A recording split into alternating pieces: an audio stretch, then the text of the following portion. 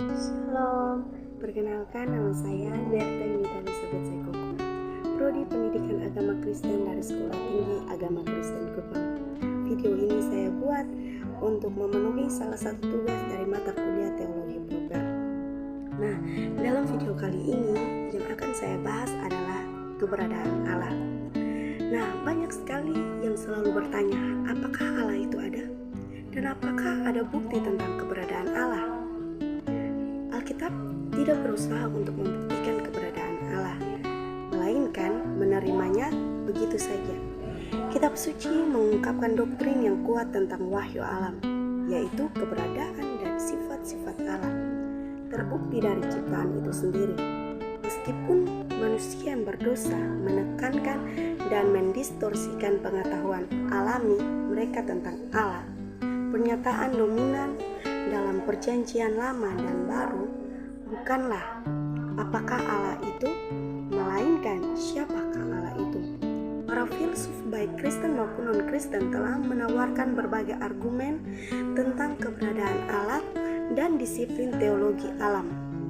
Apa yang dapat diketahui atau dibuktikan tentang Allah hanya dari alam berkembang pesat saat ini. Namun, beberapa filsuf mengemukakan bahwa kepercayaan kepada Allah itu dibenarkan secara rasional, bahkan tanpa argumen atau bukti teistik.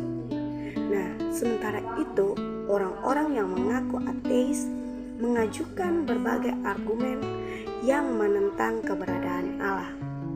Yang paling populer adalah argumen dari kejahatan, yang menyatakan bahwa keberadaan dan tingkat kejahatan di dunia memberi kita cukup alasan untuk tidak percaya kepada Allah. Nah, sebagai tanggapan, para pemikir Kristen telah mengembangkan berbagai tradisi yang berusaha menjelaskan mengapa Allah secara moral dibenarkan dalam mengizinkan kejahatan yang kita amati. Nah, di sini saya akan mencoba untuk menjelaskannya.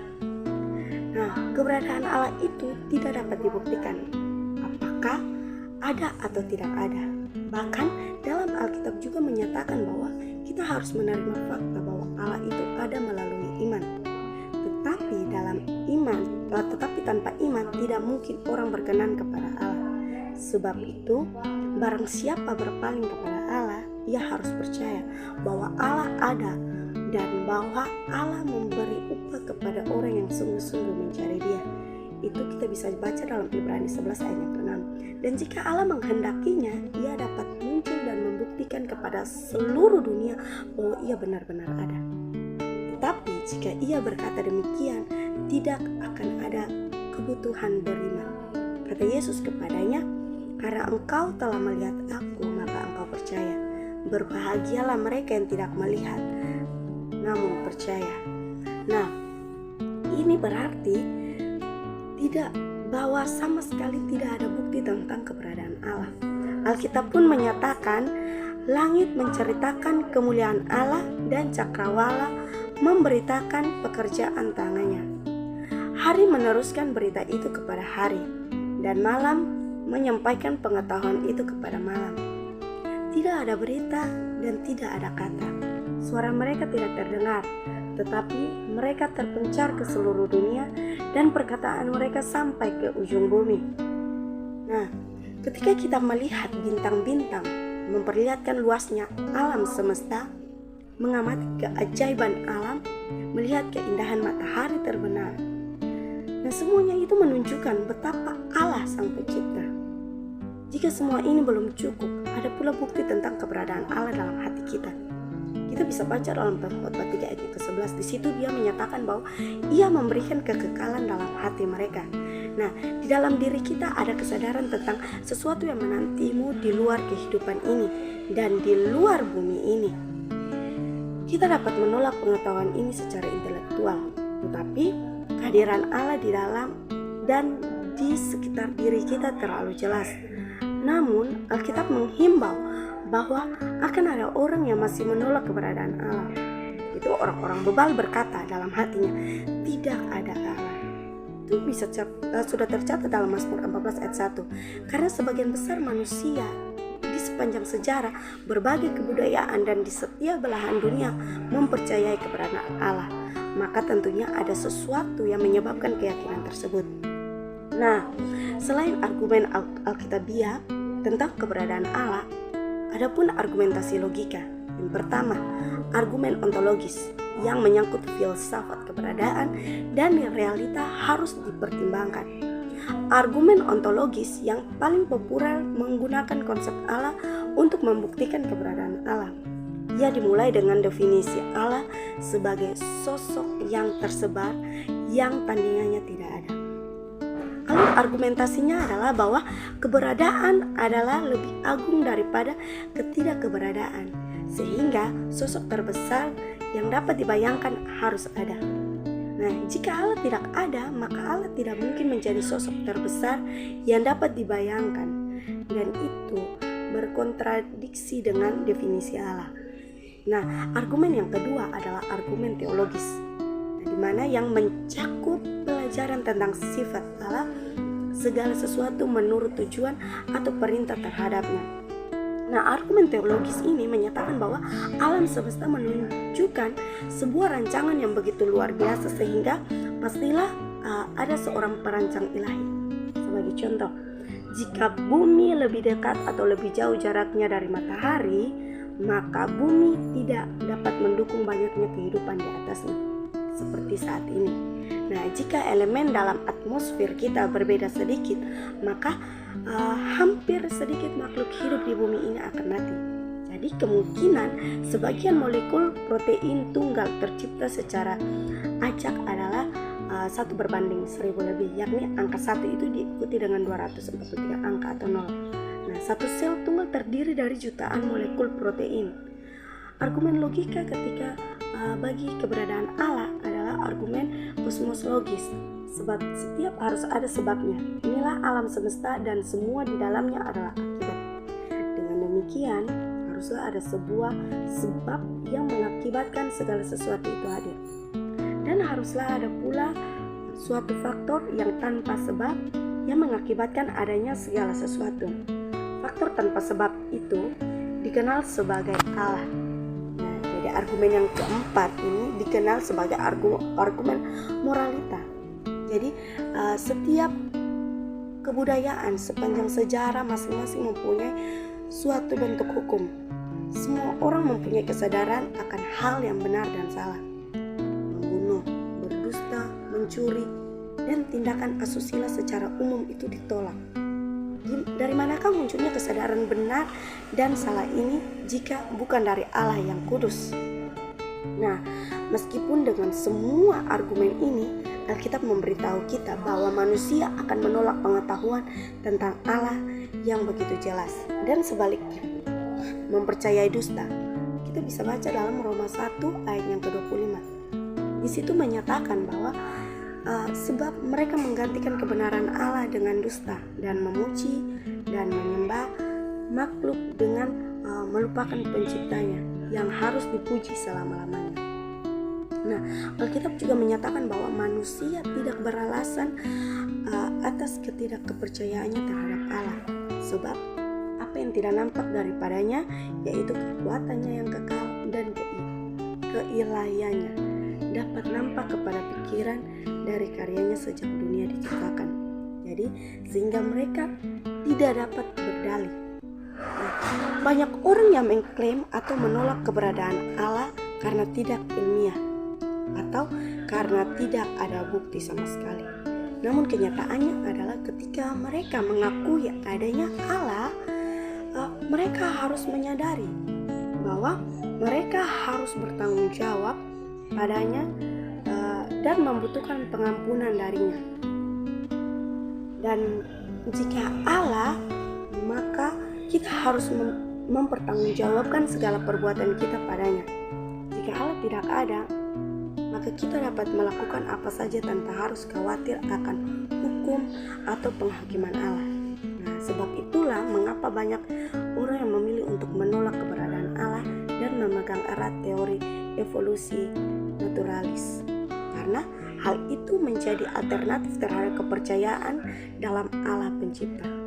Allah itu itu dan semua orang pada dasarnya menyadari keberadaannya. Fakta bahwa ada kaum yang begitu gencar berusaha menyangkal keberadaan Allah secara tidak sengaja. Malah mereka membenarkan keberadaannya. Nah, bagaimana caranya kita tahu bahwa Allah itu ada? Nah, kita sebagai orang Kristen, kita tahu bahwa Allah itu ada karena kita berbicara padanya setiap hari. Kita mendengar suaranya dengan telinga, tetapi tidak menyadari kehadirannya. Kita merasakan bimbingannya, kita merasakan kasihnya, kita rindu menerima kasih karunia-Nya. Di peristiwa-peristiwa yang terjadi di dalam kehidupan kita menghapuskan segala penjelasan alternatif lain selain Allah. Nah, begitu ajaibnya Allah telah menyelamatkan kita dan merubah kehidupan kita, sehingga kita tidak dapat berbuat apapun selain mengakui dan memuji keberadaannya. Nah, semua argumen ini tidak dapat meyakinkan orang-orang yang sudah berketetapan menolak hal yang sudah sangat jelas, dan pada akhirnya keberadaan Allah harus diterima melalui iman. Dan dalam firman-Nya dalam Alkitab, dalam Ibrani 11 ayat yang ke-6, di situ dikatakan bahwa iman di dalam Allah bukanlah lompatan di dalam kegelapan, melainkan pijakan ke dalam ruangan yang terang, di mana sebagian besar orang sudah hadir. Orang Kristen menerima kebenaran tentang keberadaan Allah dengan iman. Namun, iman ini bukanlah iman yang buta, melainkan iman yang berdasarkan bukti, dan bukti ini ditemukan pertama-tama dalam Alkitab sebagai firman Allah yang menginspirasikan, dan kedua dalam wahyu Allah dalam alam semesta. Bukti Alkitab kita terima dalam penyataan yang eksplisit, apalagi dalam bentuk argumen logis ya. Berarti Alkitab tidak membuktikan keberadaan Allah, namun ayat yang paling dekat dengan bentuk pernyataan Allah itu kita bisa baca dalam Ibrani 11 ayat yang ke-6. Nah, sebab barang siapa berpaling kepada Allah, ia harus percaya bahwa Allah ada dan bahwa Allah memberi upah kepada orang yang sungguh-sungguh mencari Dia. Nah, Alkitab juga menjadikan keberadaan Allah menjadi peranggapan dalam pernyataannya yang paling awal, yaitu pada awalnya Allah menciptakan langit dan bumi. Nah, pernyataan ini bukan saja menyatakan bahwa Allah adalah pencipta langit dan bumi, tetapi juga bahwa Allah adalah penopang seluruh ciptaannya dan pemerintah masa depan pribadi dan bangsa-bangsa. Jadi ayat ini juga menyaksikan fakta bahwa Allah mengatur segala sesuatu sesuai dengan kehendak-Nya dan menyatakan perwujudan serta bertahap dari rencana agung penyelamatannya. Persiapan untuk karya ini pertama, terutama dalam hal pemilihan dan pimpinannya atas umat perjanjian lama, yaitu Israel. Dengan jelas kita dapat lihat dalam perjanjian lama. Nah, titik puncaknya dalam pribadi dan karya Kristus dan juga nyata di halaman-halaman perjanjian baru. Nah, jadi Allah terlihat dalam hampir setiap halaman kitab suci, sebagaimana Ia menyatakan dirinya dalam sabda-sabda maupun tindakan-tindakannya. Jadi wahyu Allah ini adalah dasar dari iman kita tentang keberadaan Allah dan membuat iman tersebut keseluruh bersifat masuk akal. Namun, harus senantiasa diingatkan bahwa hanya melalui iman saja kita dapat menerima bahwa wahyu Allah dan mampu memiliki pemahaman yang benar ke dalam isi iman itu. Dan Yesus pernah berkata bahwa barang siapa mau melakukan kehendak-Nya, ia akan tahu entah ajaran ini berasal dari Allah, entah aku berkata-kata dari diriku sendiri. Nah, jadi pengetahuan intensif hasil persekutuan yang erat dengan Allah seperti inilah yang dimiliki oleh Hosea ketika ia berkata bahwa marilah kita mengenal dan berusaha sungguh-sungguh mengenal Tuhan. Jadi orang-orang yang tidak percaya dan tidak memiliki pengetahuan yang benar tentang firman Tuhan, perkataan Rasul Paulus sudah jelas berhubungan dengan hal ini. Nah, di manakah orang berhikmat? Di manakah ahli Taurat? Di manakah pembantah dari dunia ini? Bukankah Allah telah membuat hikmat dunia ini menjadi kebodohan?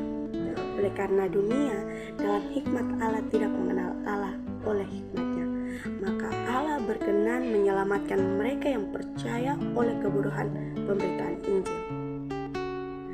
Sekian pemaparan materi dari saya tentang keberadaan Allah. Sekian dan terima kasih.